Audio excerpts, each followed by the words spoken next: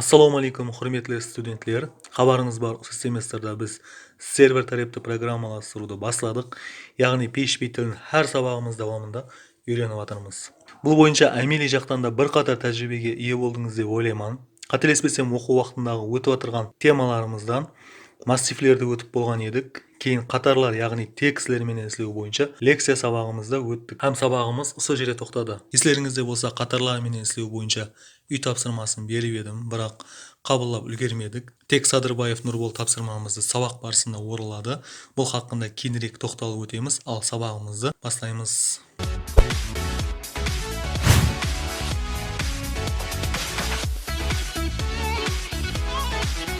Bugungi video sabog'imiz orqali PHP programmalashtirish tilida qatorlar bilan izlov funksiyalari haqida ma'lumot beramiz. Qatorlar bilan yaxshi ishlash programmistlar uchun juda ahamiyatli bo'lib topiladi. PHP'de qatorli funksiyalar az emas, bir tarafdan ularning ko'pchiligi bir-birini qaytalaydi. Sonday-aq funksiyaning tekrorli bloklari bilan ishlash, tekstlar izlov ham almashtiruv funksiyasi, probel belgilarini o'chiruvchi funksiya, ya'ni trim funksiyalari, formatli kirgizuv funksiyalari ular qatoridan. Demak, ular bilan tanishtiramiz. strlen funksiyasi ol qatorning uzunligini sanaydi. Biz buni PHP'de misol bilan yozib ko'ramiz.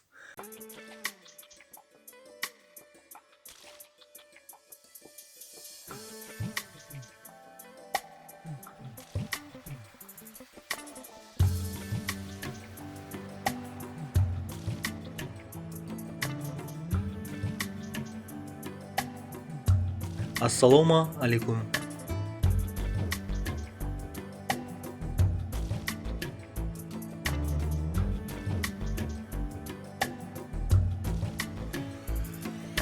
Bunda natija 17 chiqadi.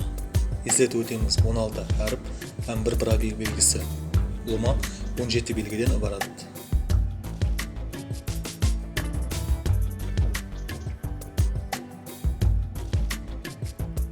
Keyingi qatorli funksiya bilan tanishtiramiz. Str word count ol tekstni, ya'ni qatordagi so'zlarni sanaydi. Biz buni da PHP'de misol bilan yozib ko'ramiz.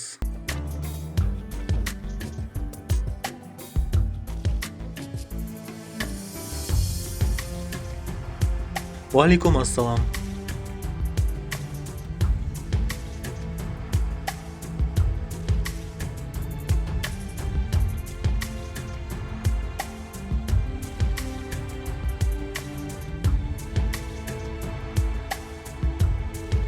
Mine ko'rib turganingizday iki chiqadi.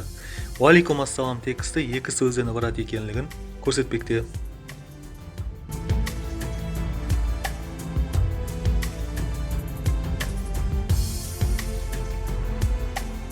strf bu tekstni tersini aylantiradi.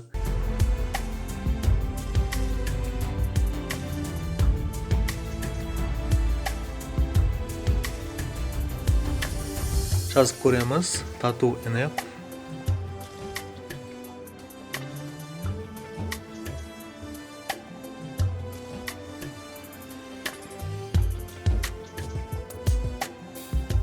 Bunun natija fn u rat.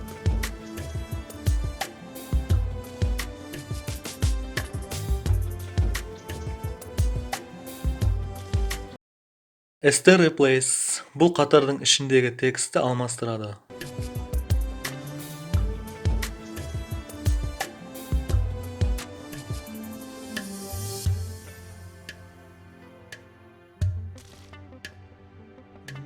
Мысалы, салем дүния деп жазамын.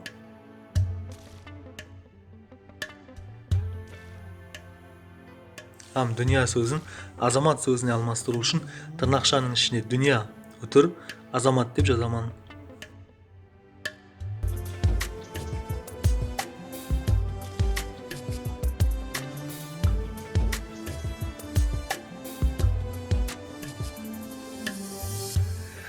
Нәтижесіне қараймыз.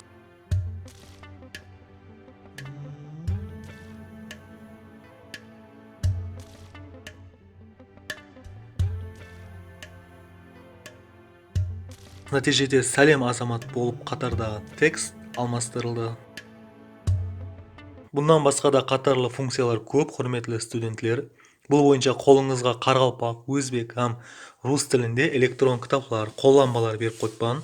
Онда да мысаллар менен кеңірек мағлұмат берілген.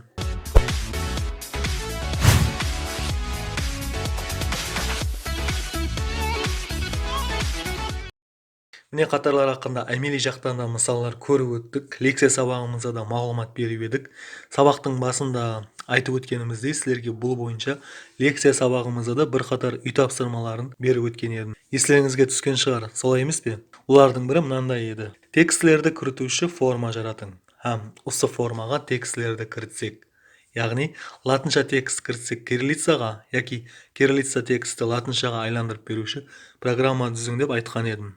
Есіңізде ғой, тапсырма өз күшінде қалады. 3 Б курс студенті Садырбаев Нұрбол бұл тапсырманы сабақ барысында орылаған хақында айтып өткен едім. Енді әзір Нұрболдың істеген программасын көрсетемін. Міне әзір мен Нұрболдың істеген программасын компьютермен жүклеп алдым. Міне ашып көрсетіп жатырмын. Бұл жерде біз қандай да бір текстті кіртеміз. Бұнда біз өткен сабағымызда берілген тапсырмалар бойынша критерияларды, яғни өткен сабағымыздағы тапсырмаларымызды қосып шыққан. Міне осы тикарда Нұрбол тапсырманы орылады. Міне көріп тұрғаныңыздай текстілерді бір графикадан екінші графикаға транслитерация жұмысын әмелге асырды. Қосымша ретінде және де соны айтып өтейін. Сілерге мен азыр бұның код тарепін, яғни PHP-де жазылған программа тарепін көрсетпеймін, себебі тапсырмамыз өз күшінде қалады.